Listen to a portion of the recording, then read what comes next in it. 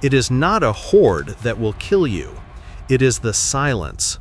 The moment you realize your neighbor's vacant stare is not a shock, it is hunger.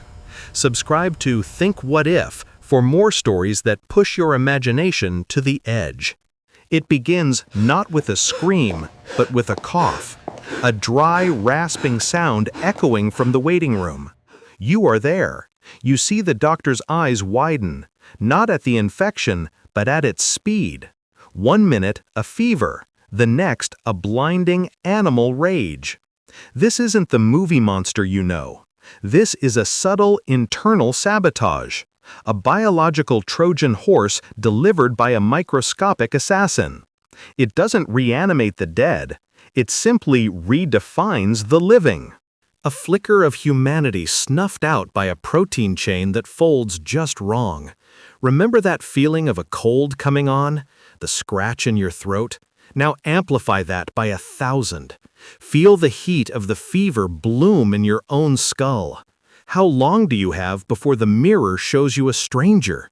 Before the face staring back is no longer you? The world doesn't end with a bang. It ends with a whisper and a sickening, wet sound. The first few cases are dismissed as mass hysteria, a strange new flu strain. Then the footage hits. Grainy, terrifying cell phone videos showing impossible strength, impossible violence. We think of zombies as slow, shambling figures. Forget that comfort. The terrifying truth is speed, uncontrolled muscle spasm driven by an infected amygdala. Think of a deer startled by a hunter. Now imagine that deer has your face. Imagine it has your memories. The virus doesn't just destroy the mind, it twists the brain into a hyper-efficient machine for a single purpose, transmission. It redefines the living. We see the collapse in headlines first, scattered reports, cities going dark. Then the silence creeps closer. You check your phone, no signal. You look out your window, no cars, just the wind blowing trash down an empty street. What would you do now? Your neighbors, your friends, the cashier you joked with yesterday, they are still here. Their bodies are here, but the person is gone. The true horror is not the bite, it is waiting. The knowledge that the collapse is happening not outside your door, but inside the biological pathways of your own species. We've been preparing for a threat from space, a nuclear winter. We forgot to watch what was brewing in the petri dish. The science is unnerving. Consider Toxoplasma gondii, a parasite that currently makes rats less fearful of cats. Imagine a modified strain that eliminates fear and amplifies aggression in humans. It doesn't need to turn you into a corpse. It just needs to erase your moral compass. To delete the part of your brain that says no. Or look at rabies. It's already 100% fatal, neurotropic, and induces aggression and hydrophobia. A simple genetic tweak could remove the long incubation period, allowing it to spread like the common cold. Suddenly, your flu shot is a death sentence. Your morning commute is a running battle. How long before the military uses a drone strike on a refugee camp? How far would you go to survive if survival meant betraying everything you believed in?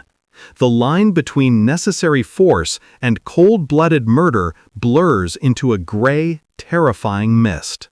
The darkest research is already underway, shielded by national security. CRISPR technology allows for unprecedented genetic editing. We are literally learning to rewrite the book of life.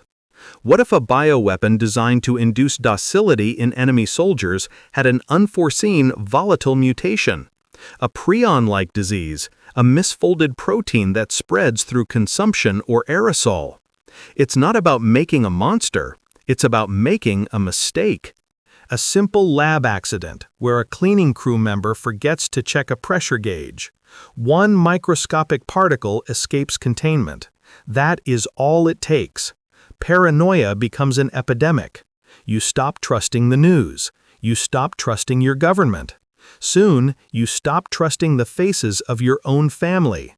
You measure every interaction, a tremor in their hand, a slight discoloration in their skin, a hesitation in their voice. Is it stress, or is it the beginning? This psychological toll is the real epidemic. It breaks the bonds of society faster than any virus could.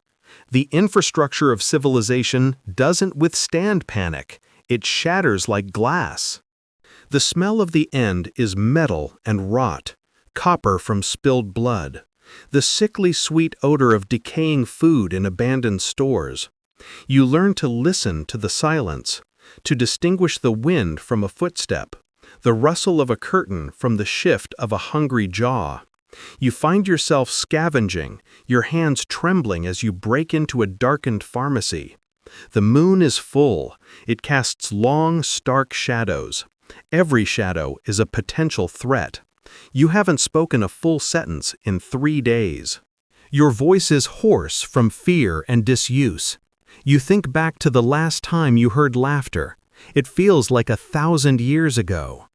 All that remains now is the low, rasping breath of the infected, the terrible, tearing sound of bone and flesh, the sound of life being unmade. It redefines the living. You see the bodies, not just the attackers, but the victims. A child clutching a doll, a man frozen mid-step. They look like statues carved from fear.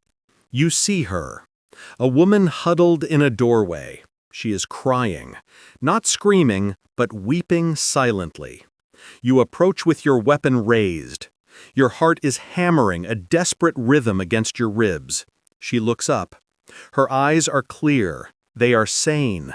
She is not infected. She is just broken. She is starving. She is freezing.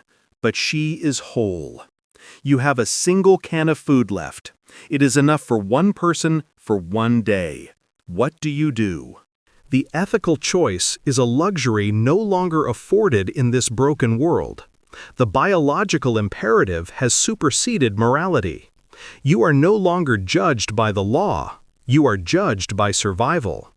In this new world, kindness is a liability. Compassion is a death sentence. You hesitate. That hesitation is a whisper of the person you once were, a ghost of your former self haunting your actions. It is a moment of pure, agonizing humanity in a world that has discarded it. You walk past her. You keep walking. The decision is made not with a shout, but with a terrible, silent agreement with your own fear. You hear her ragged breath behind you fade into the urban white noise of decay. The weight of that untouched can of beans feels heavier than any weapon. You know you made the right choice for survival, but you also know you lost something irreplaceable. The most chilling part of the apocalypse is not the monsters outside. It is the monster you become inside. The ultimate horror is not being eaten alive. It is realizing that what you fought to save, your own soul, died long ago. A quiet casualty in the mind of the apocalypse. Subscribe to Think What If for more worlds you should never forget.